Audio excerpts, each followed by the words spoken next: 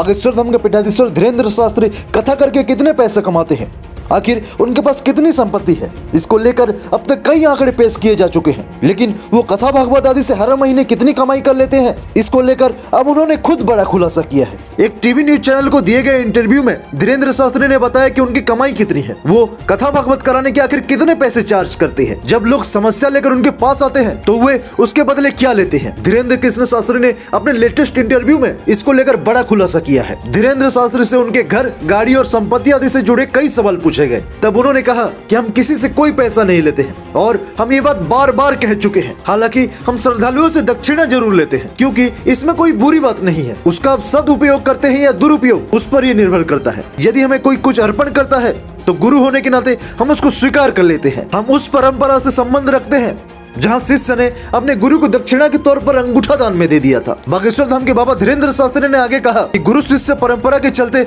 हमें जो कुछ भी दिया जाता है उसे हम हंसी खुशी स्वीकार कर लेते हैं। इसके अलावा उन्होंने कहा कि उनकी कोई तय कमाई नहीं है। इसकी वजह है कि उनके बिजनेस या कोई कंपनी नहीं चलती है। कोई कुछ चढ़ा जाता है तो वो ले लेते हैं। वो कहते हैं कि उनके पास संतों और करोड़ों सनातनियों का प्यार है। और अंत में उन्होंने कहा, भारत में जितने सनातनी है उतनी ही उनकी कमाई है। इसी से आप आकलन कर लीजिए, भारत के सारे सनातनी ही मेरी कमाई है।